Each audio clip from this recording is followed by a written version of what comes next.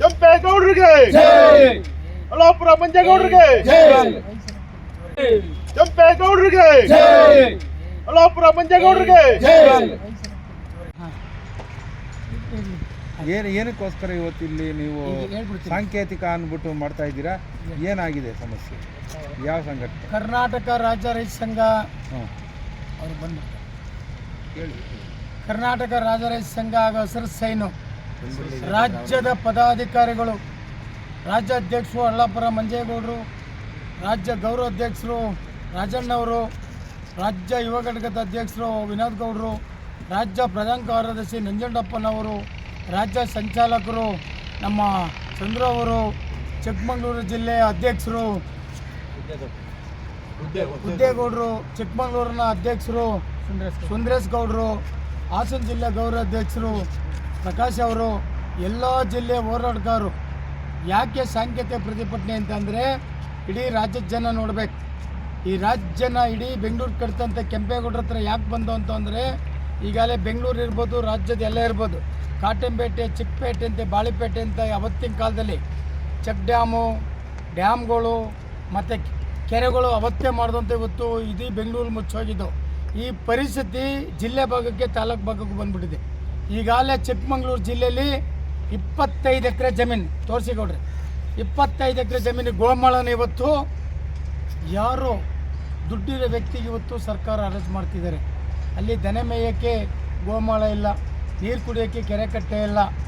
ಅದರ ವಿರುದ್ಧವಾಗಿ ಡಿ ಸಿಗೂ ಮೆಮೊರೆಂಡ್ ಕೊಡ್ತಾರೆ, ನೀವು ಮಾಡಲಿಲ್ಲ ಅಂದರೆ ಪಾದಯಾತ್ರೆ ಮಾಡ್ತೀವಿ. ಅಲ್ಲೊಬ್ಬ ಡಿ ಸಿ ಮಾಡಿರಿ ಪಾದಯಾತ್ರೆ ಅಂದ್ಬಿಟ್ಟು ಒಂದು ಅಟ್ಯಾಚ್ಮೆಂಟ್ ಕೊಡ್ತಾರೆ ಇವರಿಗೆ, ಯಾರು ಚಿಕ್ಕಮಗಳೂರು ಜಿಲ್ಲೆ ರೈತರಿಗೆ. ಅದನ್ನು ತೀರ್ಮಾನ ತಗೊಂಡು ಇವತ್ತು ರಾಜ್ಯದ ಕೆಂಪೇಗೌಡರು ಏನು ಇಲ್ಲಿ ಪುತ್ಥಳಿ ಕಟ್ಟಿದ್ದಾರೆ, ರಾಜ್ಯದ ಇತಿಹಾಸ ಏನು ಅಧಿಕಾರ ಇದೆ. ಆಮೇಲೆ ಸುಳ್ಳು ಹೇಳ್ತಾನೆ ನಮಗೆ. ಅಲ್ಲಿ ಸರ್ಕಾರ ಇನ್ನೊಂದು ಚೆಕ್ ಡ್ಯಾಮ್ ಮಾಡ್ತಾ ಇದೆ. ಈಗ ಅದನ್ನ ಏನು ಹೇಳ್ತಾನೆ, ನಾವೇ ಮಾಡ್ತಾ ಇದೀವಿ ಇವತ್ತು ಸುಳ್ಳು ಹೇಳ್ತಾರೆ. ಅದು ಸುಳ್ಳು. ಇವತ್ತು ತಹಸೀಲ್ದಾರ್ಗೆ ಅದಕ್ಕೆ ಬೆಳಕು ಬಂತು. ಅಲ್ಲಿನ ಜನಗಳಿಗೆಲ್ಲ ಮೋಸ ಮಾಡ್ಕೊಂಡು ಆಮೇಲೆ ಯಾರು ನಾವೇ ಮಾಡ್ತಾ ಇದ್ದೀರಿ ಅಂತ ಹೇಳಿದ್ದು ನಿಮಗೆ? ಅಲ್ಲಿ ಯಾವುದೋ ರಾಜೇ ಸಂಯಮಿತ ಸತ್ಸಂಗ ಅಂತೇಳಿ ಅಲ್ಲಿ ಕೆಲವರು ಚಂದ್ರು ಮತ್ತು ಇನ್ನೂ ಕೆಲವರು ಹೆಸರುಗಳೆಲ್ಲ ಪ್ರಶಾಂತ್ ಅಂತ ಇರೋರು ಅವ್ರು ಹೇಳ್ತಾರೆ, ನಾವು ಮುಚ್ಚೇ ಇಲ್ಲ, ನಾವು ಚೆಕ್ ಡ್ಯಾಮನ್ನು ನಾವೇನು ಮುಟ್ಟಿಲ್ಲ, ಏನು ನಮ್ಮ ಚೆಕ್ ಡ್ಯಾಮ್ ನಮ್ಮಲ್ಲಿ ನಮ್ಗೆ ಗೊತ್ತೇ ಇಲ್ಲ ಅನ್ನೋ ಮರದಲ್ಲಿತ್ತು. ಇವತ್ತು ಅದನ್ನೆಲ್ಲ ಆಗಿ ತಹಸೀಲ್ದಾರ್ ಸಮೀಕ್ಷೆ ಮಾಡಿದ್ದಾರೆ. ತಹಸೀಲ್ದಾರ್ ಮೇಲೆ ಅಪಾರವಾದ ಗೌರವ ಇಟ್ಕೊಂಡು ಇವತ್ತು ನಾವೆಲ್ಲ ಬಂದಿದ್ದೀವಿ, ನ್ಯಾಯ ಸಿಗ್ತದೆ ಅಂತೇಳಿ. ನೋಡೋಣ ಮುಂದಿನ ದಿನಗಳಲ್ಲಿ ಅವ್ರು ಏನು ಮಾಡ್ತಾರೆ. ಇವತ್ತೇ FIR ಮಾಡಿಸ್ತೀನಿ ಅಂತ ಹೇಳಿದ್ದಾರೆ, ಗಾಡಿ ಸೀಸ್ ಮಾಡ್ತೀನಿ, ಸ್ಟೇಷನ್ ಕಂಪ್ಲೇಂಟ್ ಕೊಟ್ಟಿರ್ತಾರೆ. ನೋಡೋಣ ಮುಂದಿನ ದಿನಗಳಲ್ಲಿ ಏನು ಮಾಡ್ತಾರೆ ಅಂತ ನಾವು ಕಾದು ನೋಡ್ಬೇಕಾದ್ರೆ. ಮಾಡಲಿಲ್ಲ ಅಂತ ಅಂದರೆ ಮುಂದಿನ ಹೋರಾಟ. ಉದ್ದೇಗೌಡರು ಅಂತ ಕರ್ನಾಟಕ ರಾಜ್ಯ ರೈತ ಸಂಘಕ್ಕೆ ಜಯವಾಗಲಿ. ನಮ್ಮ ನಾಡ ಪ್ರಭು ಕೆಂಪೇಗೌಡರಿಗೂ ಒಳ್ಳೆಯದಾಗಲಿ. ನಾವು ಇವತ್ತು ಇಲ್ಲಿ ಬಂದು ಪ್ರೆಸ್ ಮೀಟ್ ಕರೆಯೋ ಉದ್ದೇಶ ಏನು ಅಂತಂದರೆ, ನಮ್ಮ ನೆರಡಿ ಗ್ರಾಮದಲ್ಲಿ 122 ಜಾನುವಾರು ಇದೆ. 10 ವರ್ಷದಿಂದ ನಾವು ಒಂದು ಅರ್ಜಿ ಕೊಡ್ತೀವಿ DC ಅವರಿಗೆ. ಅವರು ಯಾವುದೇ ಥರದಲ್ಲಿ ಜಾನುವಾರುಗಳಿಗೆ ಮೇಯೋಕ್ಕೆ ಜಾಗ ಮಂಜೂರು ಮಾಡಿಕೊಡಲಿಲ್ಲ. ಮತ್ತು ಕೇಳಿದರೆ ಇದು ಅಲ್ಲಿ ಅವತ್ತು ಬರ್ತೀನಿ ಇವತ್ತು ಬರ್ತೀನಿ ಅಂತ ಬರೀ ಉಡಾಪೆ ಉತ್ತರ ಹೇಳ್ತಾರೆ. ಅವರು ಯಾವುದೇ ಕಾರಣಕ್ಕೂ ಮಾಡೋದಿಲ್ಲ. ಅದರಿಂದ ನಾವು ಈ 13ನೇ ತಾರೀಕು ಪಾದಯಾತ್ರೆ ಮಾಡೋಕ್ಕೆ ನಮ್ಮ ರಾಜ್ಯಾಧ್ಯಕ್ಷರಾದಂಥ ಮಂಜಣ್ಣ ಅವರಿಗೆ ಕೇಳ್ಕೊಂಡಾಗ ಆಯಿತು ಅಂಥೇಳಿ ಒಪ್ಕೊಂಡು ಇದು ಮಾಡಿದ್ದಾರೆ. ತದನಂತರದಲ್ಲಿ DC ಅವರು ಮತ್ತು ರಾಜಕಾರಣಿಗಳು AC ಅವ್ರನ್ನ ಒಂದು ವರ್ಷದ ಒಳಗಡೆ 4 ರಿಂದ 5 ಜನ ಎತ್ತಂಗಡಿ ಮಾಡ್ತಾರೆ. ಯಾವುದೇ ಥರದ ಕೆಲಸ ಬಡವರಿಗೆ ಮಾಡೋಕ್ಕೆ ಅವ್ರು ಬಿಡೋದಿಲ್ಲ.